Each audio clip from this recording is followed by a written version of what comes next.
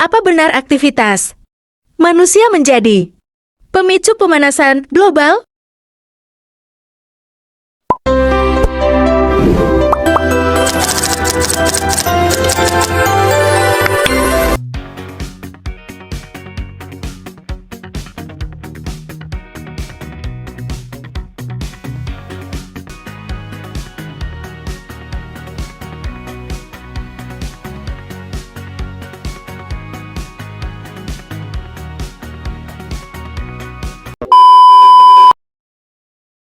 Setelah melihat cuplikan video tadi, kita dapat tahu bahwa aktivitas manusia menjadi salah satu pemicu pemanasan global. Untuk lebih mengetahui informasi mengenai pemanasan global, yuk simak video kami. Lagi Kami dari kelas 11 MIA 1. ingin mewawancarai dengan ibu yang bernama Mardiana. yang ditugaskan untuk mewawancarai tentang pemanasan global oleh guru kami, Pak Teddy. Sebelumnya, ibu sudah berapa lama mengajar di sekolah ini? Lebih kurang 20 tahun. Ibu sudah ngajar di SMA Negeri 1 Pulau Rakyat ini. Dan ibu mengajarkan pelajaran apa di sekolah ini?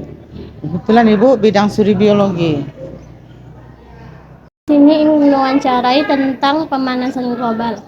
Menurut Ibu, apakah definisi dari pemanasan global itu? Pemanasan global adalah, kalau menurut saya, karena sudah menipisnya lapisan ozon yang ada di atmosfer. Apa saja tanda-tanda atau ciri-ciri terjadinya pemanasan global?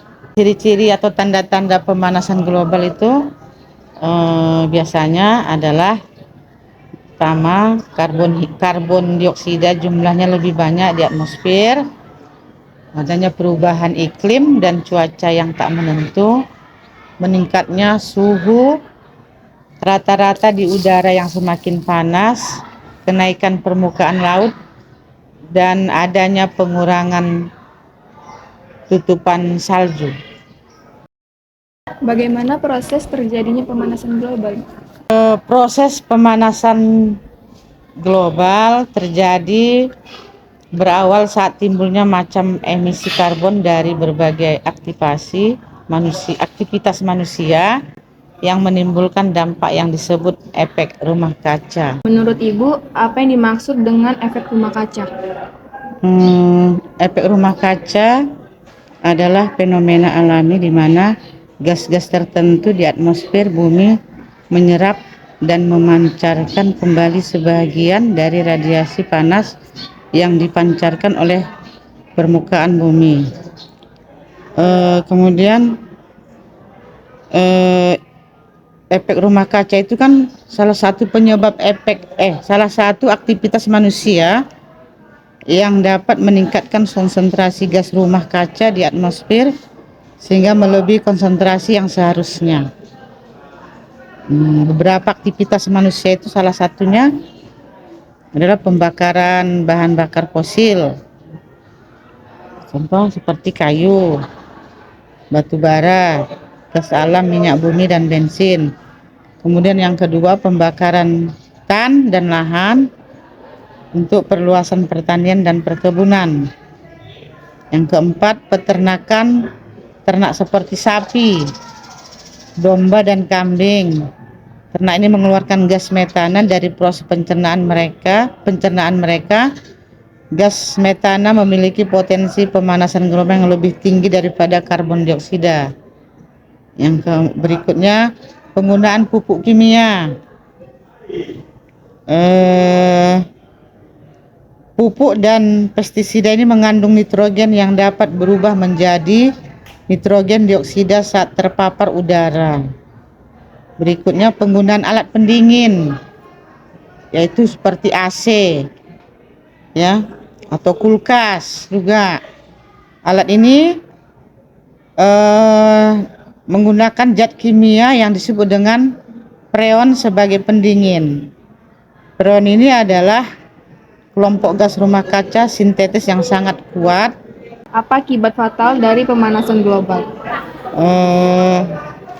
Akibat fatal dari pemanasan global itu, yang pertama, kekeringan akibat peningkatan suhu yang dapat menyebabkan kelaparan akibat gagal panen. Yang kedua, perpindahan curah hujan yang menyebabkan bencana alam seperti banjir. Yang ketiga, melelehnya es di kutub yang menyebabkan peningkatan permukaan laut dan abrasi pantai. Yang keempat, kabut asap, yaitu pemanasan global akan meningkatkan suhu di permukaan bumi, memicu terjadinya kekeringan dan memicu terjadinya kebakaran hutan. Hal tersebut akan menimbulkan kabut asap yang sangat berbahaya bagi kesehatan bahkan kematian. Yang kelima, krisis air bersih. Karena pemanasan global, sumber-sumber air di dalam tanah akan menguap. Selain itu, sumber-sumber air tersebut juga akan tercemar sehingga krisis air bersih tidak dapat dihindari. Yang keenam, naiknya permukaan air laut. Air laut disebabkan oleh mencairnya es di kutub bumi. Lama-kelamaan hal ini akan menyebabkan banjir di wilayah sekitar, bahkan dapat membuat pulau-pulau kecil tenggelam. Yang ketujuh, meningkatnya suhu air laut. Terjadinya pemanasan global ditandai dengan kenaikan suhu di permukaan bumi, termasuk di dalam laut. Hal ini dapat membuat makhluk hidup yang hidup di dalamnya mati sehingga terjadi ketidakseimbangan ekosistem. Yang kedelapan, rusaknya terumbu karang. Pemanasan global akan membuat suhu dan keasaman air laut. Kedua hal ini akan membuat terumbu karang mengalami pemutihan dan lama-kelamaan akan rusak, bahkan hilang. Pertanyaan selanjutnya, bagaimana cara mengatasi pemanasan global? Cara mengatasinya adalah dengan melakukan tindakan nyata oleh semua umat manusia di berbagai penjuru dunia. Eksploitasi alam yang selama ini dilakukan harus dikendalikan dengan baik. Beberapa upaya sederhana untuk mengatasinya adalah yang pertama, mengurangi penggunaan kendaraan bermotor. Kendaraan bermotor sudah menjadi kebutuhan manusia saat ini sebagai alat transportasi. Namun kita sering lupa bahwa asap kendaraan bermotor menyumbang karbon dioksida yang mengakibatkan pemanasan global. Yang kedua, menjaga kelestarian alam. Eksploitasi hasil alam yang berlebihan lebih banyak merugikan ketimbang menguntungkan. Untuk jangka panjang, penebangan dan pembakaran hutan untuk membuka lahan sudah seharusnya dikendalikan atau dihentikan. Yang ketiga, mengontrol pemakaian listrik. Penggunaan listrik yang berlebihan juga dapat menimbulkan pemanasan global. Hal ini terkesan sangat sepele, namun dampaknya sangat besar. Nah, yang keempat, mengendalikan limbah. Limbah dapat mengeluarkan gas berbahaya ke udara. Gas berbahaya ini selain menimbulkan bau busuk, juga dapat menyebabkan efek rumah kaca yang menyebabkan panas matahari terperangkap di permukaan bumi. Baiklah, demikian wawancara kami pada hari ini. Semoga bisa bermanfaat dan bisa memotivasi kami untuk lebih mengetahui tentang pemanasan global. Dan terima kasih kami ucapkan kepada Ibu Mardiana yang sudah meluangkan waktunya.